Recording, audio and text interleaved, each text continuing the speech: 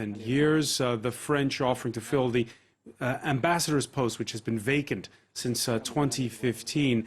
That emotional speech at the Genocide Memorial, Macron speaking of France's failures, both during the build-up to the genocide and during those gruesome 100 days back in 1994.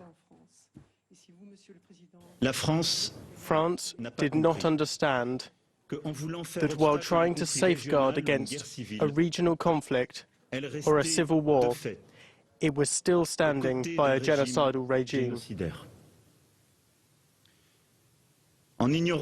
By ignoring the warnings of the most lucid observers, France then bore a damning responsibility in a spiral that led to the worst, even though it was precisely what it was trying to avoid.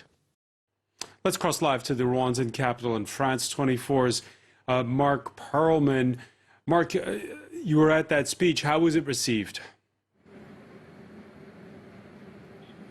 Well, clearly, if you listen to the reaction from Rwanda's president, Paul Kagame, it was very well received. The Rwandan president characterized the speech as a powerful speech, an important statement that has a special meaning that will resonate beyond Rwanda. And on the issue of the president of France not offering a full-fledged apology for France's actions before and during the genocide, Paul Kagame had this to say. He said his words are more valuable than an apology. And so clearly, if you know Rwanda, you know that it's a top-down country, and if the president says, this is good enough for me, when he says Emmanuel Macron twice in his remarks is my friend, and we have to look at the present, look at the future, and forget about this difficult past relations, it means a lot. Yes, some associations of victims were hoping for a full-fledged apology, but they were very sensitive to the words used by the French president in describing what happened during this genocide, and his asking, begging for forgiveness, because they, as one pointed out to me, if you're asking for forgiveness, in a way, you're excusing yourself, you're apologizing. Mark, we remember a decade ago where you were standing, the then French President Nicolas Sarkozy seemed to be bearing the hatchet with Paul Kagame. What's different this time? Well, what's different this time is that Nicolas Sarkozy, at the time in 2010, and I was on this very important trip, the first trip by a French president since the genocide, he said, he used the word, we did errors of judgments, grave errors of judgments. Today, what Emmanuel Macron said, France bears responsibility, damning responsibility, overwhelming responsibility for what we do, or what we did, sorry, and what we didn't do. And so this is a very different thing, and this was seen by the Rwandese as acknowledging responsibility and as establishing some kind of historical truth, looking history right in the eyes. And so this was what's different between then and now. A commission of historians also was appointed by Emmanuel Macron.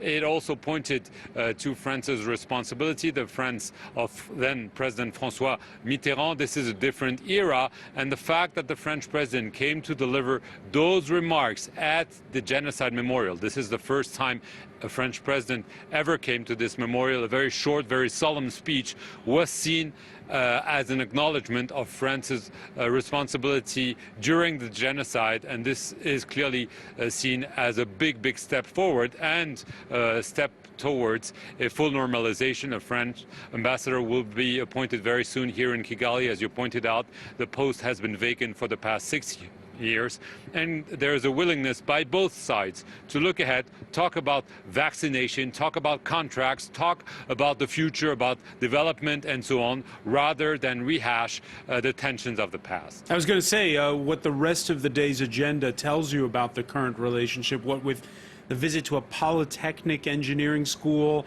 as you mentioned, COVID, vaccination, the opening of a Francophone cultural center.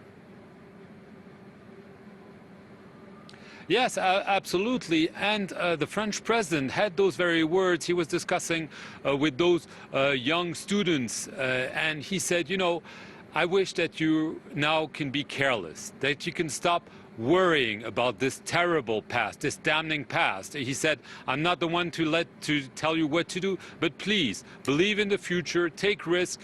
Stop worrying, be careless in a way, and this was his message, you know, that now is the time to look at the future. Yes, the present is about getting vaccines here and other places in Africa, but really try to turn the page, forget about the past, look at the future, seize it, and do the best you can.